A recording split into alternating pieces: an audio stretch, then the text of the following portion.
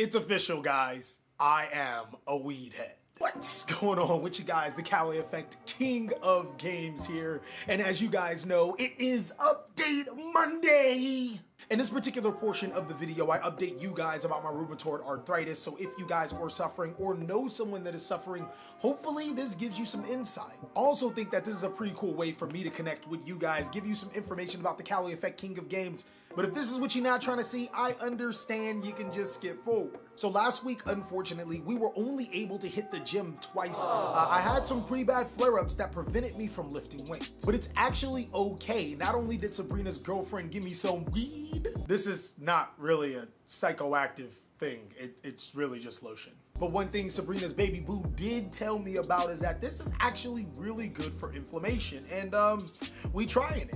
I'm not the type of person to partake in any drugs. I don't even drink. I've seen what it did to my family and I'm not interested, but I'm not here to judge you. If you smoke a little or drink a little, do what you gotta do, dog. And one thing I would like to add is that my doctor has prescribed a medicine that is a biologic. It's supposed to actually fix the problem. She gave me something called Humora, which is basically a pin that you inject into your stomach or your leg once every 2 weeks. And yeah. I mean, seriously, if you're gonna put something inside of me, needle, then at least take me on a few dates, romance me, do what I did to my lady. One thing I do have to accept about this disease is change. My life may never be the same, but it does have an opportunity to be better, just like how this Yu-Gi-Oh format can be a lot better. I think it was really smart for Konami to have not dropped the Forbidden List just yet, because we've had at least 2 separate meta changes, and the Lightning Overdrive set proposes a third. We've already seen Invoke Shadow and Rocket Dragon Link take a bit of a plummet when it comes to the top spots. I think there's going to be another huge change. Not only will we be using analytics as of recent, we're also going to be taking into account what Lightning Overdrive brings to this competitive Yu-Gi-Oh metagame when making this tier list. So of course, if you want to see more videos like this, then be sure to destroy that subscribe button, but also be sure to hit that notification bell because, well, we just too strong. Hello, Mike. You blocked my bicep. Let's not do that again. Also, for the people that want to know more about the TheCaliEffect, kick it with your boy, and possibly remote duel on Twitch, consider joining my Patreon. We have so many awesome rewards that I need to change because those aren't the rewards, we got better ones. So without further ado, let me shift this microphone over and we're gonna jump on into our top tier list. So we have 5 different spots from meta changers. I feel like these decks are still very much tier 1, not necessarily above tier 1, but these decks are the reason that define the meta, all the way down to decks that aren't great right now. Now, when I say not great right now, I'm not saying that these Yu-Gi-Oh decks are bad. I'm saying that they're just not great right now. And with all that out of the way, let's jump on in. The Invoked Dogmatica was a meta changer deck, the deck that defined the meta, but I have to put it as a tier 1 strategy. Now, Invoke Shadow has not necessarily lost a step in competitive relevancy. It's still a very viable tier 1 deck. It's just Shadow Winda isn't as powerful as it once was. Players are starting to evolve and adapt around Shadow Winda and also starting to play around the Invoked concept. It's still a tier 1 deck, guys. It's just not meta defining.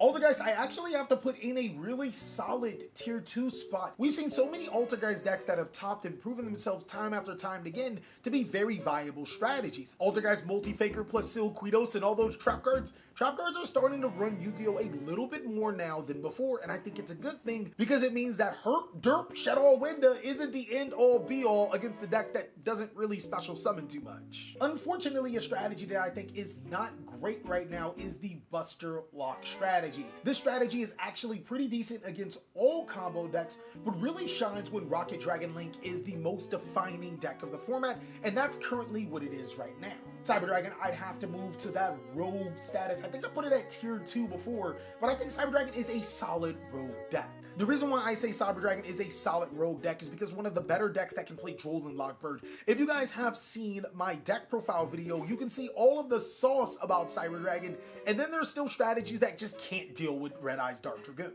While Red-Eyes Dark Dragoon isn't the most competitive card in Yu-Gi-Oh! Looking by decks that have actually topped using it, it's still a threat against the top contending decks, and if you play a strategy that can take full advantage of Red-Eyes Dark Dragoon, like how Cyber Dragons can, it has the space, and can make Vert with ease and has other uses for Vert, then yes, Red-Eyes Dark Dragoon can be pretty competitive. Burning Abyss is another great trap deck. Unfortunately, this deck makes this deck very, very bad since Duelist Alliance. It's not fun to see a window you can't make Dante, or to make Dante and they activate Shut-Off Fusion. Other than that, I still feel that Burning Abyss is a very, very solid Yu-Gi-Oh! Deck. I think the best variant right now would be trap-based Burning Abyss, because even if you're going against oppressive cards like Winda, you can still set up trap cards and be able to play Yu-Gi-Oh! Similar to how Altergeist can. Now, we did a ton of experiments with Dragoonity. I really wanted to put it in Rogue, but the way that the format is shaping, I'm just gonna have to put it in Not Great right now. Now, keep in mind, Dragoonity players, I'm not saying that your deck is bad. I just don't think you're in the correct format right now for your deck to shine. And the reason why I say this is because your boards are easily broken by some of the top Yu-Gi-Oh! Decks. Don't get me wrong, they nice, but they're not the end-all be-all. Drytron has moved all the way into a meta changer Yu-Gi-Oh! Deck. Talk about the climb. Now, Lightning Overdrive has given Drytron some really powerful Yu-Gi-Oh! Cards. There's Drytron Mu Beta Fafnir, which basically fixes all of the consistency issues that Drytron has had. It allows you to send the other Drytron monster you need from your deck to the graveyard. But there's also Diviner of Herald. This card is extremely powerful and allows you to search your ritual monsters. Now, Drytron does have its flaws. It is a combo deck and it's weak to certain hand traps and hitting certain points. But the reason why I put this as a meta-changing Yu-Gi-Oh! Deck is because it can search Artifact Lancia, and that is huge against a lot of the top meta decks right now. I really like when a set brings a strategy from less to stellar to sugar right now, and Drytron should be riding that hype in Lightning Overdrive. I think at the very worst, it will just be a very solid tier 1 deck. Now, Eldlich is actually in a really interesting spot. I'm still going to put it as probably the highest tier 2 deck. The reason why I say Eldlich is in an interesting spot is because he's really good against decks like Dino, but where Eldlich struggles is that it still can be outpaced by other strategies. Lightning Overdrive didn't necessarily do the strategy any favors. Off the top of my head, I can't think of any trap cards that were introduced to make the deck stronger, but it didn't necessarily get worse because of the current meta. If anything, it actually just got a little better, which is why I want to put it in that tier 1 status, but I think tier 2 is really solid. Pure Shadows are going to have to bump down from that tier 2 to that rogue status, and the reason why is because Winda just isn't as powerful anymore. As you can see with the decline in Winda, both Invoke Shadows and Pure Shadows, this goes for Dogmatica Shadows and any variant of Shadows, have to take a bump back because there are so many decks that can play well against it. Now, don't get me wrong, I just said one of the meta changer decks is Drytron, and Winda does amazing against Drytron, but do you know how many outs to Winda that they play? It's kind of ridiculous to know that Forbidden Drip helps Drytrons. Like, they don't want them in the hand, they put them in the graveyard. Earth Machine, I feel, is a very, very solid tier 2 deck. I don't know why people don't play Earth Machine. It's actually really good. Maybe it's because players feel that the Earth Machine board isn't really powerful going first, but if your opponent can't OTK you, then you win. Earth Machine is a control-style Rocket Dragon Link that can one-punch your opponent. This deck is seriously good. It's a very, very solid tier 2 Yu-Gi-Oh! Deck. Madolches is extremely underrated, ladies and gentlemen. If I had to put it in a particular spot, I think it would be best served as a very, very solid tier 2 deck. Now, there are a few things going for Madolche. The first thing is that it can play Dimension Shifter. Not a lot of strategies can play Dimension Shifter. And if you look at every single strategy on this list, I think bar Altergeist, they all lose to Dimension Shifter. The next thing is that Madolche can actually set you back with Madolche Queen Tiramisu. Tiramisu can shuffle in any of these cards back into the deck. That's getting rid of a threat and placing it in the deck as opposed to the graveyard where it needs to be. Madolche is a very, very solid tier 2 deck that I think is underplayed just like Earth Machine. Moving forward, Prank Kids is easily a tier 1 deck. There's no debate about it. This actually could be in the meta changer category, but I'm just gonna stick it at that tier 1 status. Now, Prank Kids find themselves in a very interesting situation post Lightning Overdrive. You could actually say that this is probably the stronger of the tier 2 decks if we were ordering them by their strength, mainly because it has a good matchup against Dino. It also is a very good deck just overall and is unaffected by Artifact Lancia. Prank Kids are actually a extremely good Yu-Gi-Oh strategy. I would not sleep on Prank Kids. This could be in the meta changer status. Rocket Dragon Link, oh man, it feels like Rocket Dragon Link is a tier 2 Yu-Gi-Oh deck, but I'm not going to disrespect it. I'm going to put Rocket Dragon Link at tier 1. I personally think that there's no real problem with Rocket Dragon Link in itself. It's just that players have stopped playing 9 to 12 hand traps, making half their hands useless, and have started playing cards to actually allow Rocket Dragon Link to make their board, but have started to break their board. In retrospect, Rocket Dragon Link actually seems really balanced. It's a very good Yu-Gi-Oh archetype, it's just not meta defining anymore. I really would be cap if I put this deck as a solid tier 2 deck. This deck did get a little bit worse. I think it's definitely in the rogue category. Now, a really good thing that this deck has over decks like Dino is that Phantom Knight's Fog Blade will still be able to affect a dinosaur monster even after they use Misk.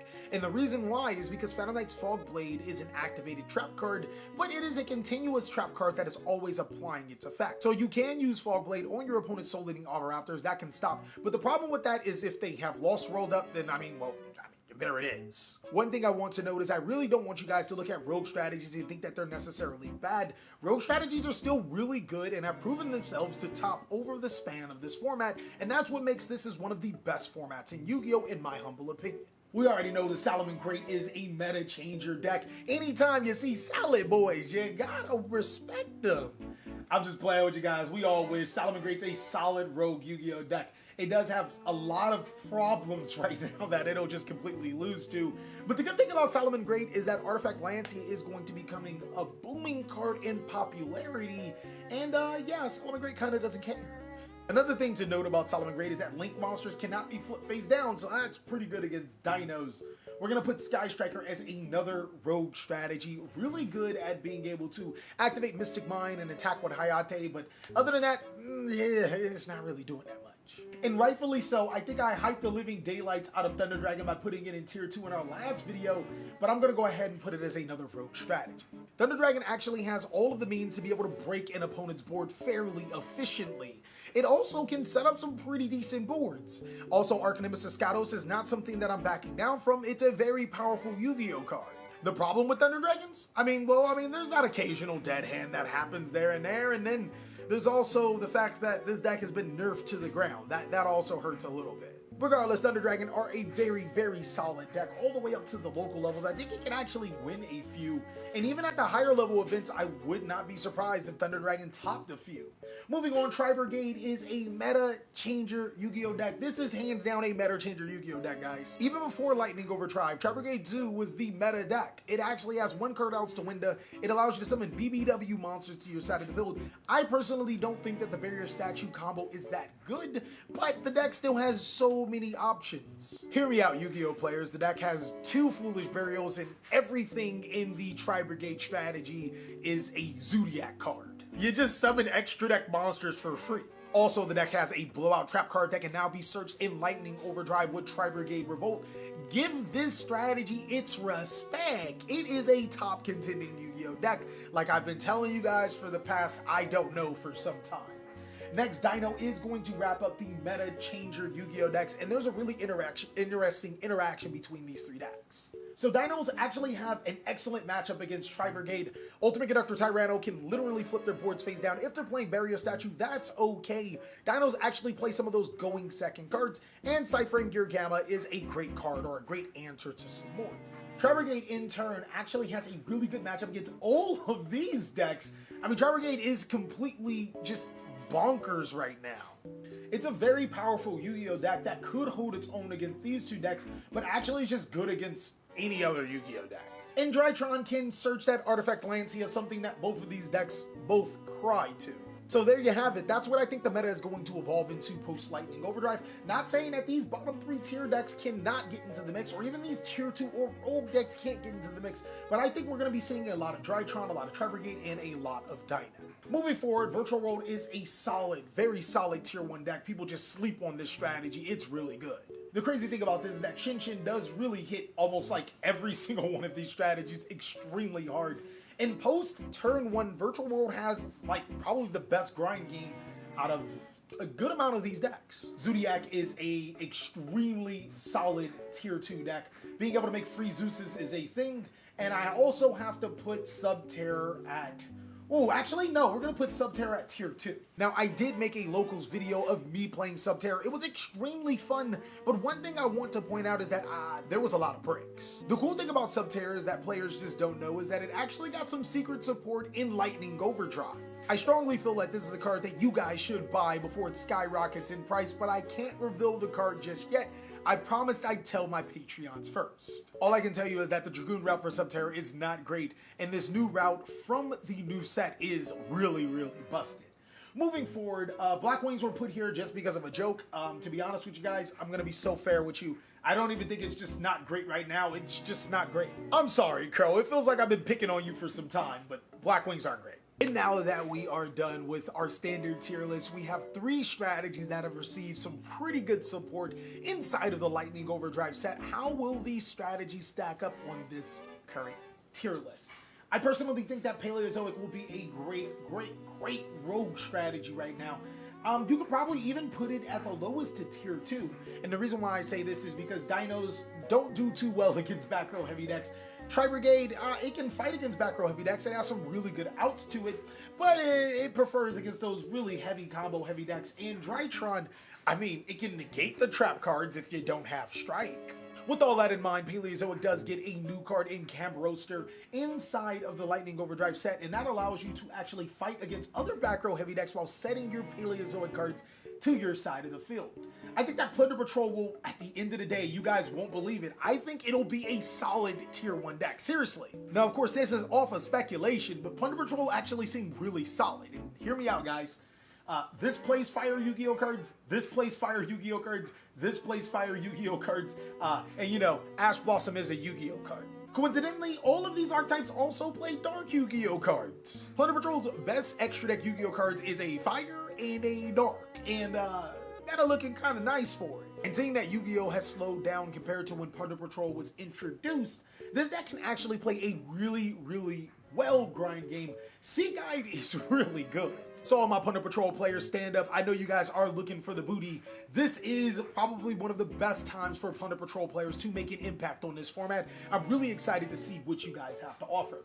And the Trap Trick strategy, I want to put it as a tier 2 strategy because we know that trap decks are going to be really good. The problem with Trap Tricks is that it still doesn't feel 100% complete just yet. I've been hearing rumblings about Trap Trick's Amazement. If that actually becomes a thing, it could be a very viable tier 1 strategy. But until then, I'm just going to have to say Trap Tricks as a pure variant. I don't see them lower than tier 2. Both Gravedigger's Trap Hole and Trap Trick's Trap Hole Nightmares are extremely good Yu-Gi-Oh cards, but I'm not 100% sold on them being able to carry the deck into a tier 1 status. Well, that is all that we have for this Yu-Gi-Oh meta tier list. Not only did we take the data that we previously have, this is post-Lightning Overdrive, so I expect to see quite a few shifts as the format progresses all the way into the Forbidden List, which I think is going to be a lot similar to last year's Forbidden List around this time. But without spoiling too much, because of course you guys want to see that Forbidden List video, it'll come up as soon as we're done with the Lightning Overdrive live duels. I want you guys to post down below in the comment section what live duels would you guys like to see. I know you guys haven't seen Dino Too Strong, so let me leak tomorrow's video. Dino Too Strong.